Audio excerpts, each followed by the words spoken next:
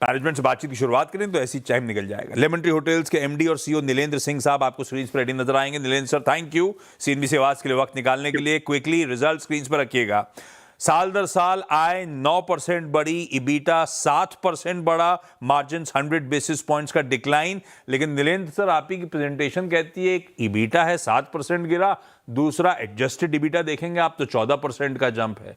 उसमें एडजस्टमेंट्स में आप लोग कह रहे हो जीएसटी का इम्पैक्ट और प्रोविजंस कुछ थे। तो ये जो इम्पैक्ट और प्रोविजनिंग की बात आप लोगों ने करी जिसके चलते एडजस्टेड इबीटा 14% ऊपर दिखा रहा है, ये वन टाइम था क्या? तब तो मैं इसको मान के चलूं कि 14-15% ही एक्चुअल इबीटा ग्रोथ है। क्या सही है? नहीं आशीष, ये वन टाइम नहीं है, बट लाइक टू लाइक भी नहीं है, क्योंकि लास्ट ईयर इस क्वार्टर में ये जीएसटी इम्पैक्ट नहीं था।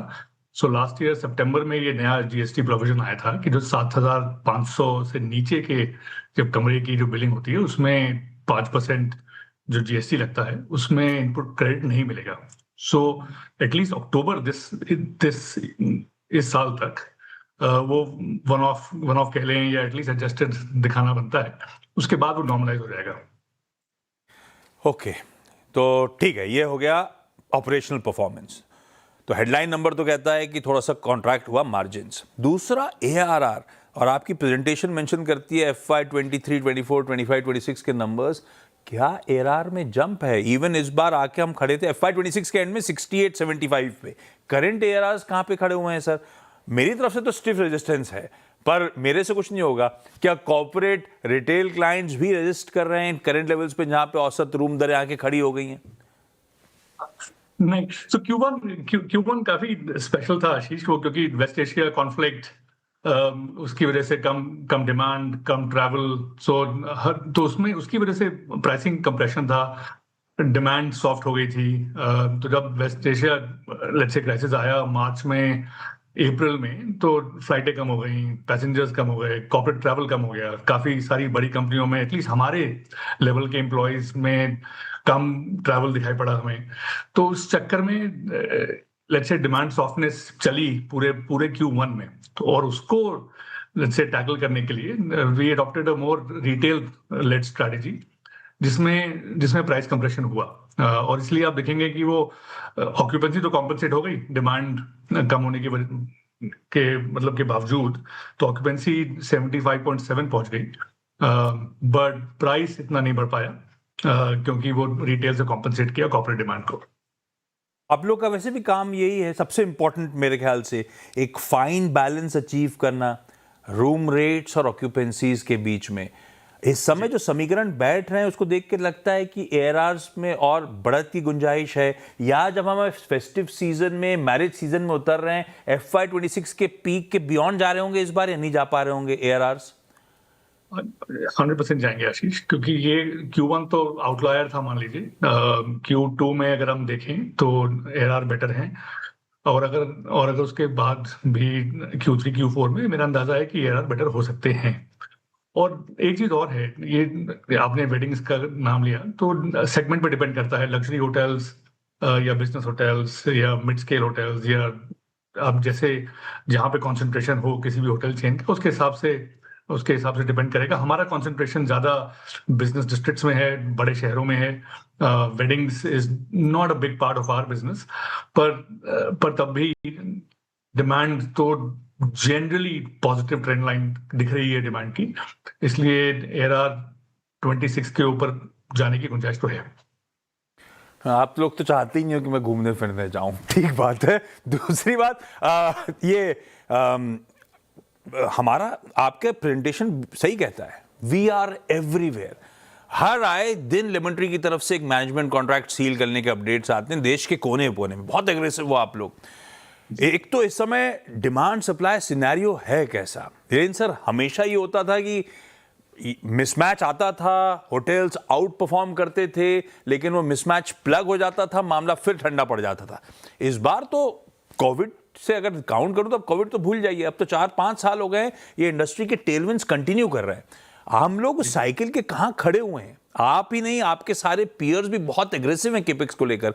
तो कहीं ना कहीं तो फिर से समन्वय बैठने वाला है। हम साइकिल में कहां खड़े हुए हैं और आप लोग के प्लान्स क्या हैं? इंटरेस्टिंग है आशीष। ये तो जैसे अब आई थिंक ये classic up cycle mid cycle नहीं है मेरे मेरे अंदाज से, जो होटल्स में होता है। ये जो इंडिया का जो स्ट्रक्चरल बेनिफिट है वो दिख रहा है, नए हाईवेज, नए नए airports, booming middle class, more expenditure on travel. Travel शायद अब डिस्क्रिशनरी है ही नहीं। ड्राइव टू डेस्टिनेशंस पास हो गई हैं, सो पेमेंट्स आसान हो गई हैं, से डिस्कवरी आसान हो गई है, आप ऑनलाइन जाके बुक कर सकते हैं, कॉल सेंटर में कॉल कर सकते हैं। तो ये जो स्ट्रक्चरल लेट्स से टेलविंड्स हैं, ये इससे सबको फायदा होने वाला है। और इसलिए ये classic up cycle down cycle मेरे ख्याल से नहीं है, ये स्ट्रक्चरल एडवांटेज है टूरिज्म इंडस्ट्री की।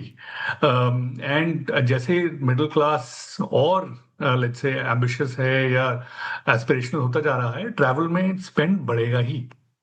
तो उस हिसाब से आई डोंट थिंक कि इसको अप साइकिल या डाउन साइकिल कहना चाहिए। ये स्ट्रक्चरल एडवांटेज है हम सबके लिए होटल इंडस्ट्री में, जो जो आपका कहना है, एंड इससे सबको फायदा होगा मोटा। हाँ सही करो, इस बार बदला सा। हाँ अच्छा, मैं मेरे पास टाइम कम है, लेकिन मैं वो डेटा देख रहा था आपका। ये जब पट्टू केसवानी सर से बातचीत हुई थी last time new year company में, तब उन्होंने मेंशन भी करा था कि हम मैनेज्ड कॉन्ट्रैक्ट्स पे फोकस कर रहे हैं।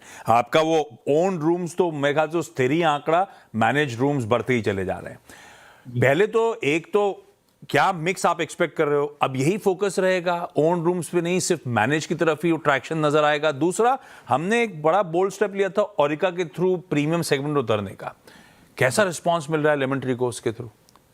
ओके, सो दोनों पे फोकस रहेगा आशीष, अपने खुद के होटल्स में, ओन होटल्स में, और एसेट लाइट ग्रोथ जिसे कहते हैं। जो ओन होटल्स होंगे वो लार्जली, हमारे जो खुद के होटल्स हैं वो लार्जली बड़े शहरों में और सेंट्रल बिजनेस डिस्ट्रिक्ट्स में ही नजर आएंगे। वहाँ पे डिमांड डेंसिटी ज्यादा होती है, हमें डिमांड के लिए compete करने में ज्यादा मजा आता है rather than डिमांड क्रिएट करने में। तो वहां पे आप देखेंगे हमारे खुद के होटल्स आएंगे। जो जो एसेट लाइट ग्रोथ है वो that is actually essentially tier 2 tier 3 led. बहुत सारे शहरों में ऑर्गेनाइज इन्वेंट्री अवेलेबल नहीं है, बहुत जगह लेमन ट्री का नेटवर्क बढ़ाने का बहुत स्कोप है इन दैट सेंस। तो वो एसेट लाइट ग्रोथ है। बहुत सारे ओनर्स हैं जिनके लिए, ओनर पार्टनर्स हैं जिनके लिए hotel is a great asset class investment के लिए। और हम जैसा ऑपरेटर जो विद हमारे ब्रांड स्टैंडर्ड्स, हमारी प्रॉफिटेबिलिटी प्रोफाइल ओनर्स के लिए काफी काफी लेट्स से अट्रैक्टिव है। तो वो दोनों आप देखेंगे, दोनों साइड एक्सपेंशन चलेगा। और सेकंड क्वेश्चन क्या था, सॉरी? मेरे को तो एक ही सवाल रह गया दिमाग में। अब आप आए थे वो एडिडास और तमाम रिटेल जायंट से काम करके यहाँ पे, अभी तो आपका फेवरेट ब्रांड होटल्स का, हॉस्पिटैलिटी सेक्टर का लेमन ट्री होगा। आने से पहले कौन सा था Niren sir?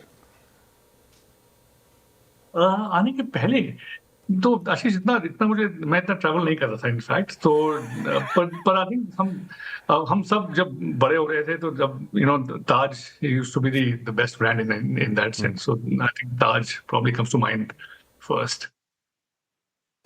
नीलेन sir thank you, समय की कमी नहीं तो बातचीत पर मजा आपसे बातचीत करके। अगले क्वार्टर नंबर का इंतजार करूंगा और डिटेल में बातचीत करने के लिए। थैंक यू आज जुड़ने के लिए।